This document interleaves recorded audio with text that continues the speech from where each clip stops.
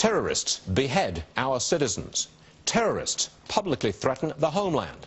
America challenged at home and abroad. Barack Obama is now a wartime president. Yet climate change is considered an equal threat. From the president on down, carbon emissions rank right up there with ISIS as a threat to the world. Really? The possibility of climate disaster in the future is as dangerous as the certainty of terror atrocity now? Really? Perhaps we're seeing the results of a generation of indoctrination. Our children have been taught that the planet is doomed because of human activity. Environmentalism has become a religion. Some perspective is needed, and we will supply it.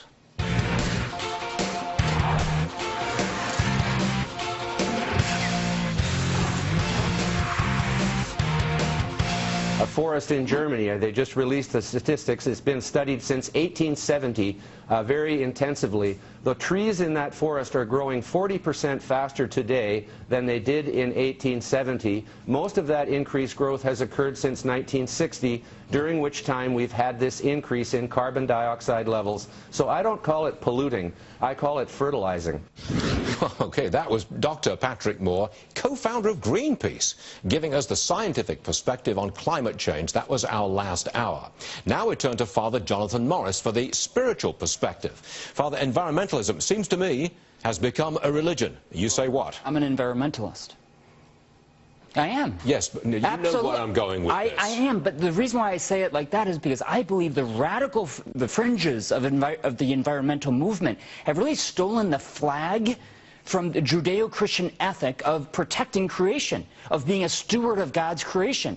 And instead, they've emptied out all of that interpersonal ethics and God-man, God-woman ethics and relationship and said, this is our new God. Yes, we're being taught, or the kids are being told, we must respect the planet.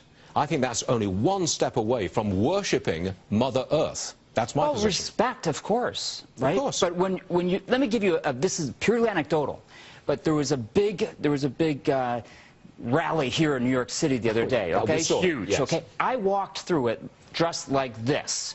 Right. Okay, I got heckled for my stance on abortion. Really? Okay, by a number of people as I walked down, yelling at me for my stance on abortion. Now that's anecdotal. But I can tell you the fringes of the environmental movement are aligned with other groups that would like to wipe the name and the voice of God away from our society so that we can do whatever we want. In the schools, you cannot worship the Creator. You can't do that. But you can worship the creation. And that's my point. It is being taught as religion. And we're seeing the after effects of a generation of indoctrination into environmentalism. I love how you put it, Stuart, and I usually like to disagree with you, as you know, but religion has to do with a knowledge that comes from other places besides just the senses, right? That there's a supernatural knowledge. You jump to an understanding of things, we would say by faith. When you do that based on environmentalism, when there's not scientific proof to back up some of the things that they're saying, I think that could be called a religion. When are we going to change this? We're doing it right now. You think? We're trying. We're talking about it. That's a first step.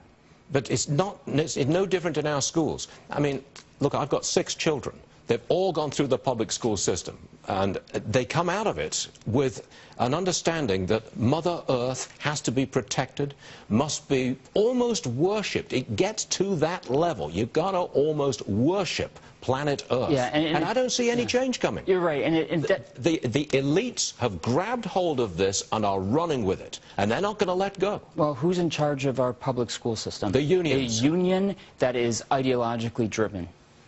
Okay, would you stay there for a second? I will. I'm going to drag you into the bottom half of this block. Okay. Kicking and screaming, no doubt, Very but you're going to be there. Hold on a second.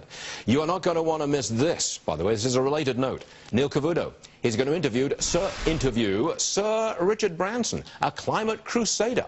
That will be tonight, 8 p.m. on the Fox Business Network.